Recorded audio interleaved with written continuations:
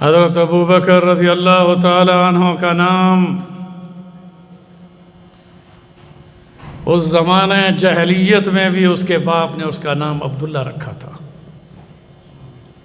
جیسے حضور صلی اللہ علیہ وسلم کے والد محترم کا نام عبد المطلب نے اپنے اور بچوں کے نام مختلف رکھے، مگر یہ انتخاب اللہ کی طرف سے ہوتا ہے۔ حضور صلی اللہ علیہ وسلم کے والد محترم کا نام بھی عبداللہ تھا اور توحید پر تھا۔ ابو بکر کو نیت ہے، مگر حضرت ابو بکر کا اصل نام عبداللہ ہے۔ اہل سنت والجماعت بڑے افسوس کے ساتھ یہ کہنا پڑتا ہے کہ آپ اس شخصیت کو جو ایمان لانے میں پہلے نمبر پر ہیں، جو غار ثور کے ساتھی، سفر و حضر کے ساتھی، حضور کی جوانی کے ساتھی، جب 20 سال حضور صلی اللہ علیہ وسلم کی عمر مبارک تھی تو 18 سال کے ابو بکر اس دوستی میں اتنے ادب کے ساتھ چلتے تھے کہ قریش دیکھ کر یہ محسوس کرتے تھے کہ یہ عقیدت کا رشتہ کیسے ہے۔ پھر ایمان لانے میں پہلے نمبر پر، مال خرچ کرنے میں پہلے نمبر پر۔ میں کیا کیا اوصاف بتاؤں ابو بکر صدیق کے، جن کا ذکر اللہ نے قرآن میں اذ یقول لصاحبہ لا تحزن ان اللہ معنا، اور قرآن پاک میں اللہ تعالیٰ نے انہیں ثانی اثنین اذ ہما فی الغار کا لقب دیا کہ اس غار میں آپ کے دوست ثانی اثنین اذ ہما فی الغار، یقول لصاحبہ صاحب کا لقب دیا۔ یہاں پر یہ بات ذہن نشین کریں کہ حضرت ابو بکر رضی اللہ تعالی عنہ جو دوستی میں حضور کے ساتھ جوانی کے دوست، ایمان لانے میں پہلے نمبر پر، ہر غزوات میں شرکت کی، اور یہ بھی بتا دوں کہ اسلام کا پہلا خطیب، اسلام کا پہلا خطیب وہ ابو بکر صدیق تھے۔ جب 39 صحابہ کی تعداد دار ارقم میں ہو گئی، ابھی حضرت عمر فاروق ایمان نہیں لائے تھے کہ حضرت ابو بکر صدیق نے عرض کیا رسول اللہ صلی اللہ علیہ وسلم، اس دار ارقم میں جو صفا کی چوٹی کے ساتھ چھوٹا سا گھر ہے، اس میں یہ صحابہ کی مختصر سی جماعت آپ کے پیچھے نماز پڑھتی ہے، دین سیکھتی ہے، جو وحی غار حرا میں نازل ہوئی اور اب تک نازل ہو رہی ہے ان کے سینوں میں محفوظ ہو رہی ہے۔ میرا دل چاہتا ہے کہ آج ہم اعلانیہ طور پر خانہ کعبہ میں اللہ کی توحید کی اور آپ کی رسالت کی دعوت دوں۔ حضور صلی اللہ علیہ وسلم نے حضرت ابو بکر رضی اللہ تعالیٰ عنہ کو اجازت دے دی، اور آپ دونوں وہاں پر جب حرم میں داخل ہوئے تو میں بڑے وثوق کے ساتھ دعوے سے کہہ رہا ہوں، چیلنج دے کر کہتا ہوں، اسلام کی داعی ہونے میں بھی پہلے نمبر پر داعی تھے امت میں، اور خطبہ دینے میں بھی خطیب اعلیٰ ہونے کی حیثیت سے پہلے وہ خطیب ہیں جو اسلام کی دعوت دے رہے ہیں۔ اس میں مار کھائی، بے ہوش ہو گئے، کافروں نے اٹھا کر گھر پہنچا دیا۔ حضرت ابو بکر جن کا اصلی نام عبداللہ تھا، ان کے والد کا نام عثمان تھا، جنہیں کنیت میں ابو قحافہ کہتے ہیں، اور والدہ کا نام سلمہ تھا، جسے کنیت میں ام الخیر کہتے ہیں۔ اہل سنت آپ اور نوجوانوں سے میں مخاطب ہوں کہ کم از کم آپ اپنے خلیفہ اول، صرف خلیفہ اول نہیں، خلیفۃ الرسول، خلیفۃ بلا فصل، جنہوں نے رسول اللہ کی حیات طیبہ میں حضور کے محراب نبوی میں 17 نمازوں کی امامت کرائی۔ میں تاریخ کے کن کن گوشوں کو اٹھا کر آپ کے سامنے پیش کروں؟ آج ہمارے اہل سنت کو ان کا اصل نام بھی نہیں آتا۔ ابو بکر کنیت ہے، نام عبداللہ ہے، باپ کا نام عثمان ہے، ابو قحافہ کنیت تھی، ماں کا نام سلمہ ہے، ان کی کنیت ام الخیر تھی۔ اور ایک اور بات بھی بتا دوں کہ قریشی ہیں اور رسول اللہ سے 5ویں پشت میں دادا حضرت ابراہیم تک ایک ہو جاتی ہیں۔ 23 سال رسول اکرم صلی اللہ علیہ وسلم کی بعثت کا پیریڈ ہے، غار حرا سے غار ثور تک کا مکی دور ہے۔ ان دو غاروں کے درمیان رسول کریم صلی اللہ علیہ وسلم کو کتنا ظلم و ستم کا نشانہ بنایا گیا۔ راستے میں کانٹے بچھائے جاتے تھے۔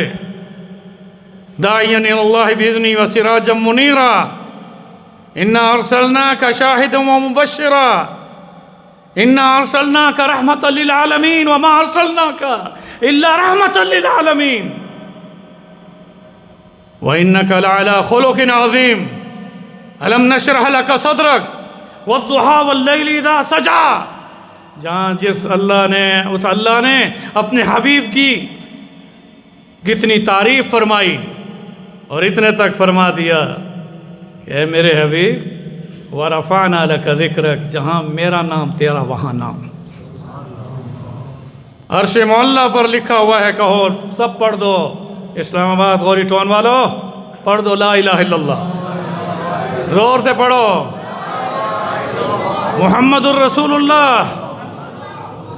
میرے دوستوں اور بزرگوں، ابو بکر زخمی حالت میں بے ہوش گھر میں پہنچ گئے، اٹھا کر وہاں پہنچائے گئے۔ ماں ام الخیر بار بار منہ پر، چہرے پر، سر پر ہاتھ رکھ کر بیٹھی ہے کہ آنکھ کھولے میرا بیٹا۔ ابو بکر کی جو ہی آنکھ کھلتی ہے بہت وقت کے بعد، وہ کہتی ہے بیٹے یہ دودھ کا پیالہ پی لو، زخمی بھی ہوش ہوئے ہو۔ انہوں نے کہا میری اماں مجھے پہلے یہ بتاؤ کہ میرے رسول کا کیا حال ہے۔ میرے دوستو پھر غشی ہو گئی، پھر آنکھ کھلی، پھر ماں نے منت کی کہ دودھ پی لو۔ حضرت ابو بکر نے کہا اب تو میں قسم کھاتا ہوں کہ جب تک میں اپنی آنکھ سے اپنے پیارے رسول کو سلامت اپنی آنکھ سے نہ دیکھ لوں تو میں دودھ نہیں پیوں گا۔ میرے دوستو رات جب آدھی ڈھل گئی، ام الخیر ماں سہارا دے کر ایک اور بھی شخص کو بلا کر حضرت ابو بکر کو زخمی حالت میں جب دار ارقم میں لائی، اس رات کی آدھی رات کو جس رسول کے بارے میں اللہ نے قرآن میں فرمایا یا ایھا المزمل قم اللیل الا قلیلا نصفہ او انقص منہ قلیلا او زد علیہ ورتل القرآن ترتیلا۔ اب تو لوگ سوتے ہوئے بھی ٹیلی ویژن دیکھتے ہیں، اٹھتے ہوئے بھی موبائل اٹھاتے ہیں۔ میرے رسول تو سوتے ہوئے ذکر کرتے تھے، اٹھتے تھے تو قرآن کی تلاوت کرتے تھے۔ دار ارقم میں پہنچائے گئے۔ رسول اکرم صلی اللہ علیہ وسلم جب دستک ہوئی اور پتہ چلا ابو بکر ہیں، خود آگے بڑھے، اپنے یار کو اپنے سینے سے لگایا۔ اس کے بعد ابو بکر نے رضی اللہ تعالیٰ عنہ نے حضور کو جب سلامتی میں پایا تو سب سے پہلے درخواست یہ کر دی کہ جس ماں کو میں لایا ہوں آپ کے گھر پہ، وہ دار ارقم تھا، مدرسہ تھا، اسلام کا پہلا مدرسہ۔ مکہ میں دار ارقم ہے، مدینہ میں دوسرا مدرسہ صفا کا وہ چبوترا ہے، اور پھر مکہ کا مدرسے کے بعد سب سے بڑا قرآن کا مدرسہ وہ طائف میں ہے، جہاں حضرت عبداللہ بن عباس کی قبر ہے، اور اس کا نام بھی انہوں نے قرآن دار القرآن کے نام سے رکھا تھا۔ میرے دوستو حضور صلی اللہ علیہ وسلم کو اپنی آنکھوں سے سلامت باکرامت، آپ تو بامعجزہ تھے، جب دیکھا ابو بکر نے کہا یا رسول اللہ اپنی ماں کو لایا ہوں، دعا بھی کر دیں اور اسے دعوت اسلام خود دے دیں۔ اور یہ تاریخ کا ورق ہے کہ ابو بکر کو زخمی حالت میں لانے والی وہ ماں جب دار ارقم میں رسول اللہ صلی اللہ علیہ وسلم کی خدمت میں اپنے بیٹے کو لے کر آئی تو اس کے دل میں اس وقت ابھی ابو بکر کان میں بات کر رہے تھے اور ام الخیر رسول اللہ کے چہرے کو دیکھ رہی تھی، اور پھر دو چیزوں کا احساس ام الخیر نے بتایا کہ بیٹے کی محبت اتنی اور رسول کی محبت اپنے امتی کے لیے اتنی، ان دو محبتوں کو دیکھ کر بس ابھی فیصلہ کرنے والی تھی کہ رسول اللہ صلی اللہ علیہ وسلم نے اللہ سے دعا بھی فرمائی اور فرمایا ام الخیر لے آنا ایمان ایک اللہ پر کہ وحدہ لا شریک ہے، کہہ دو اشہد اللہ الہ الا اللہ واشہد ان محمدً عبدہ ورسولہ۔ سیرت صدیقی میں بتا رہا ہوں کہ ماں دار ارقم میں ایمان لاتی ہے اور اس دار ارقم میں ابو بکر کی زبان پر پہلا نعرہ یہ نکلتا ہے اپنی ماں کی اسلام لانے پر، سب مل کر کہہ دو اللہ اکبر۔ عمر بھی ایمان لائے تھے، جو ایمان لانے کے بعد تکبیر کی آواز گونجی تو ابو جہل نے کہا یا تو عمر قتل کر دیے گئے یا وہ اسلام میں آ گئے، اور اس وقت 40 کی تعداد تھی دار ارقم میں، اور جب حضرت ابو بکر کی ماں حضرت ابو بکر کو دار ارقم میں زخمی حالت میں لائی تو 39 تھی، اور اس کے چند دن بعد پھر نعرہ گونجا تو 40واں نمبر حضرت عمر فاروق کا تھا کہ مکہ میں وہ تکبیر جب گونجی تو جس نماز پر اور خطبے پر ابو بکر کو مار پڑی اسی پر عمر فاروق نے فرمایا، عرض کی یا رسول اللہ اب جو تکبیریں یہاں دار ارقم میں ہوئیں اب یہی تکبیر آپ حرم میں لگائیں، آپ نماز پڑھائیں، ابو بکر وہ زخمی تھا، آج امامت حضور کی ہوگی اور خطیب جو ہے پیچھے نماز پڑھے اور میں تلوار لے کر آپ سب کے لیے چوکیدار بن کر کھڑا ہوتا ہوں۔ آپ سب کا ہونا اللہ اکبر۔ میرے دوستو ادعو اللہ، اللہ فرماتے ہیں میرا نام پکارو، ان المساجد للہ فلا تدعوا مع اللہ احدا۔ میں مدینے کا مسافر ہوں، پھر اگلے ہفتے چلا جاؤں گا، میرا وعدہ ہے کہ میں آپ سب کے لیے وہاں دعا کروں گا اور سلام بھی پڑھوں گا، اور یہ بتا دوں کہ مدینے کی مٹی میں غبار میں شفا ہے۔ کس لیے؟ حضور پیدا ہوئے مکہ میں، لا اقسم بہذا البلد وانت حل بہذا البلد ووالد وما ولد، اللہ نے اس شہر کی قسم کھائی، اور اگر مکہ کی قسم کھا لیتے اللہ اور آگے تشریح نہ فرماتے تو ہو سکتا ہے آج کا کوئی اسکالر یہ کہہ دیتا، مذہبی اسکالر، کہ جناب مکہ کی قسم اللہ نے اس لیے کھائی کہ وہاں بیت اللہ ہے، ان اول بیت وضع للناس للذی ببکۃ مبارک ھدی للعالمین، جہاں سے کائنات کا آغاز ہوا، جہاں سب سے پہلا پہاڑ جبل ابو قبیس حضرت جبریل نے ٹھونکا پانیوں پر، اور اس میں جنت سے شیشے کا محل کعبہ کا وہاں نصب کیا۔ کہیں لوگ یہ نہ سمجھتے کہ اللہ نے مکہ کی قسم اس لیے کھائی کہ اس میں کیا ہے، زور سے کہو، بیت اللہ ہے، اس میں حجر اسود ہے، اس میں مقام ابراہیم ہے، اللہ تعالیٰ الا یعلم من خلق وهو اللطیف الخبیر۔ کیونکہ آج کے اسکالر بہت ساری چیزوں کے ادھر ادھر مڑوڑتے ہیں، اللہ نے فرمایا میں اپنے اس قسم کی تشریح بھی کر دیتا ہوں قرآن کے الفاظ کے ساتھ، لا اقسم بہذا البلد، مجھے اس شہر کی قسم، وانت حل بہذا البلد ووالد وما ولد، جہاں میرے حبیب پیدا بھی ہوئے اور چلتے پھرتے تھے۔ کس چیز کی قسم کھائی؟ مکہ کی۔ کس وجہ سے؟ کہ میرے رسول اس مکہ میں، ذرا بولتے رہو، اور بھی خطبے میں بولنا منع ہے، آپ اردو خطبہ ہے ابھی تو۔ میرے دوستو 53 سال مکہ میں چلتے پھرتے رہے، ابو بکر 18 سال کے تھے اور رسول اللہ 20 سال کے، ان کے درمیان دوستی تھی۔ پھر حضور غار حرا میں ہفتوں راشن لے کر وہاں پر عبادت فرماتے تھے۔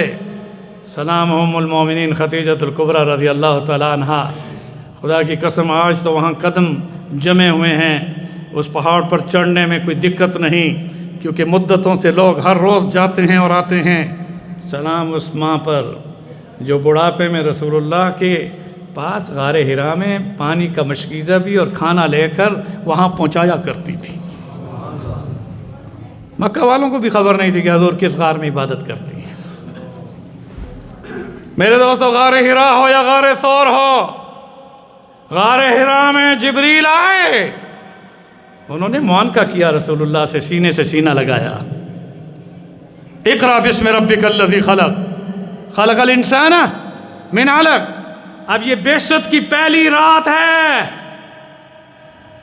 حضور پر قرآن راتوں کو نازل ہوتا تھا، دن کو بھی ہوا، مگر انا انزلناہ فی لیلۃ القدر۔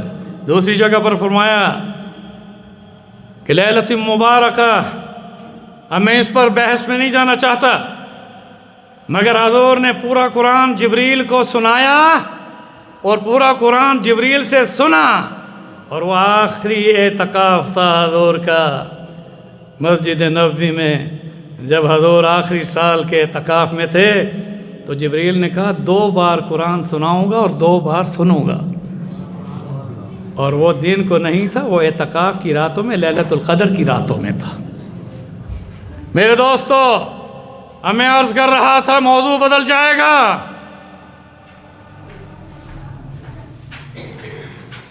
کہ حضرت ابوبکر رضی اللہ تعالیٰ عنہ جو ایمان لانے میں سب سے پہلے نمبر پر، اگرچہ مرد و عورتوں میں سب سے پہلے ایمان لانے والی عورت ہے، میں تاریخ کو نہیں جھٹلا سکتا۔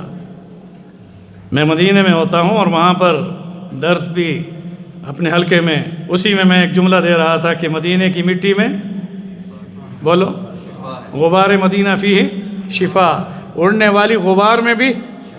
میں نے غور کیا، بلکہ غور کیا میں نے کتابوں کا مطالعہ کیا، اس کے بعد میں گنبد خضرا کی رونق کی بہاروں میں، طیبہ طابہ، شہر رسول، دیار حبیب صلی اللہ علیہ وسلم میں مجھے رہنمائی ملی کہ پیدا تو ہوئے مکہ میں، چلتے پھرتے رہے مکہ میں، مکہ کی مٹی میں شفا نہیں، وہاں زمزم میں شفا ہے۔ مدینہ میں تو آئے 10 سال، اس میں 25 غزوات ہیں، آپ کے سفر حج ہے، آپ کے سفر ہیں، مگر چلے پھرے بھی کم، لیکن قدم قدم پہ رحمتیں، نفس نفس پہ برکتیں۔ جہاں جہاں سے وہ شفیع آسیاں گزر گیا، پھر سوال پیدا ہوا کہ زیادہ چلے پھرے بھی نہیں، 10 سال کی مخصوص مدت ہے، تو پھر مدینے کی مٹی میں اور غبار میں کیوں شفا ہے؟ تو قاضی عیاض نے لکھا، امام مالک کے شاگرد، انہوں نے کہا کہ حضور پیدا تو ہوئے مکہ میں، مگر اللہ نے آپ کا خمیر اٹھایا تھا مدینے سے، پہنچی وہاں پہ خاک جہاں کا، زور سے کہو۔ یہ شاعر کی شاعری تخلیقی نہیں، حدیث ہے کہ جو شخص جہاں مدفون ہوتا ہے وہی اس کی مٹی اس کے خمیر میں اس کو بلا لیتی ہے۔ اور آپ جب کسی میت کو دفناتے ہیں، میں یہاں یہ بتا دینا چاہتا ہوں کہ اللہ تعالیٰ نے مدینہ منورہ سے جو خمیر رسول اللہ کا منتخب کیا، اسی جگہ حجرہ عائشہ سے ابوبکر و عمر کا بھی منتخب کیا۔ کیا شان سمجھتے ہو ابوبکر کی؟ حضور کا خمیر جس جگہ سے اٹھایا گیا، آپ نے کئی جنازے پڑھائے ہوں گے، جب میت کو دفناتے ہیں تو آپ کیا کہتے ہیں؟ منہا خلقناکم وفیہا نعیدکم ومنہا نخرجکم تارتن۔ کبھی غور کیا یہ آیت کیوں پڑھتے ہو؟ جبکہ وہ پیدا ہوا ہے، میت پیدا ہوا ہے ماں کے پیٹ سے، اور تم دفناتے وقت کہتے ہو منہا خلقناکم، تو اس مٹی سے پیدا ہوا۔ کس لیے؟ کہ جو جہاں مدفون ہوتا ہے وہاں اس کا خمیر اسے بلاتا ہے۔ میرے دوستو، میں عرض کر رہا تھا، حضرت ابوبکر رضی اللہ تعالیٰ عنہ، جن کا نام عبداللہ تھا، جن کے باپ کا نام عثمان تھا، جن کی ماں کا نام سلمہ تھا، ام الخیر کی کنیت کے ساتھ، اور باپ ابو قحافہ کے ساتھ، اور ابوبکر اپنی اس کنیت میں ابوبکر تھے۔ مگر حضور جب معراج پر گئے اور واپس لوٹے، معراج پر گئے اور واپس لوٹے، فرج عنی سقف بیتی انا بمکہ، یہ بعثت مکی دور کا ہے۔ غار حرا سے غار ثور کا جو پیریڈ ہے وہ کیا دور ہے؟ نوجوانوں یاد رکھنا، باقی تو بہت شیکسپیئر کی بڑی بڑی پوائنٹ یاد کرتے ہو۔ حضور کا مکی دور کتنا سال ہے؟ بعثت کا کتنا سال ہے؟ 13 سال 2 غاروں کے درمیان۔ غار ہرا سے، غار ہرا میں جبریل آئے، انہوں نے معانقہ کیا، اقرأ بسم ربک الذی خلق، خلق الانسان من علق، اقرأ وربک الاکرم الذی علم بالقلم، علم الانسان ما لم يعلم۔ 5 آیات نازل ہوئیں۔ جبریل خوش نصیب ہیں کہ جس نے رسول اللہ کو انسانی شکل میں آ کر حضور کا سینہ اپنے سینے سے لگا لیا، مگر یہ غار ہرا میں جبریل کا ملنا تھا۔ صدیق جب غار ثور میں لے گئے تو حضور سے کہا اب بیٹھ ٹھہریں۔ پہلے غار ثور کو صاف کیا، اس کی غاروں کو بند کیا، اپنی چادر کے ٹکڑے کر کے غاروں کو بند کیا، پھر اپنے پاؤں کو کیوں لمبا کیا کہ سامنے ایک سوراخ تھا جس کے لیے کپڑا نہیں تھا، وہاں اپنی جو ہے پاؤں کو اس کے اندر رکھ دیا کہ کوئی سانپ یا کوئی بچھو یا کچھ نہ نکلے، اور پھر حضور کو آواز دی یا رسول اللہ بستر تیار ہے، آپ تشریف لائیے۔ اور حضور نے اس ادا کو دیکھا تو اپنا سر مبارک ابو بکر کی گود میں رکھ دیا۔ کیا رکھ دیا؟ زور سے بولو۔ سر مبارک گود میں رکھ دیا۔ 3 رات اور 3 دن۔ اب میں یہاں واقعہ ہجرت کا بہت لمبا ہے، میں ایک نقطہ دوں گا کہ جس غار کو انہوں نے پاؤں سے بند کیا ہوا تھا وہاں سانپ نے جب ڈسا تو ابو بکر نے اپنی ٹانگ کو حرکت نہیں دی، کیونکہ حضور اس وقت آرام فرما رہے تھے، اس لیے حرکت نہیں دی، درد کو برداشت کیا کہیں میرے یار کی نیند میں خلل نہ آ جائے۔ لیکن زہر کا اثر جب آنکھوں تک گیا اور حضور کے چہرے حضر پر ابو بکر کے گرم آنسو گرے، یہاں معلوم ہوتا ہے، سیرت نے بھی لکھا ہے کہ حضور کے چہرے پر ابو بکر کے آنسو گرے، کندھوں پر نہیں گرے۔ ابو بکر گود میں تو حضور کو لے کر رہے 3 دن 3 رات، مگر نظروں کو رسول اللہ کے چہرے سے نہیں ہٹایا۔ ابو بکر سے کسی نے پوچھا تھا کہ تیری دنیا میں کون سی خواہش ہے؟ تو انہوں نے کہا پہلی خواہش ہے کہ میری نظر اور رسول اللہ کا چہرہ ہو۔ النظر علی رسول اللہ۔ ہمیں زیادہ تشریح میں جائے بغیر اب سنو، حضور صلی اللہ علیہ وسلم کے چہرے حضر پر جو وہ گرم آنسو گرے، مالک ابا بکر، کیا ہوا تجھے؟ یہ گرم آنسو کیوں ہیں؟ حضور بیدار ہوئے، یا رسول اللہ پاؤں کو کسی چیز نے ڈس دیا ہے۔ حضور نے اپنے لعاب نکالے ہاتھ سے، ابو بکر کو لگا دیے۔ ابو بکر فرماتے ہیں ساری زندگی چلنے میں جو اس ایڑی پر اور اس ٹانگ پر اللہ نے مجھے طاقت دی، 25 غزوات میں ساری رات چوکیداری کرتا تھا، ٹانگ میں درد بھی نہیں ہوتا تھا۔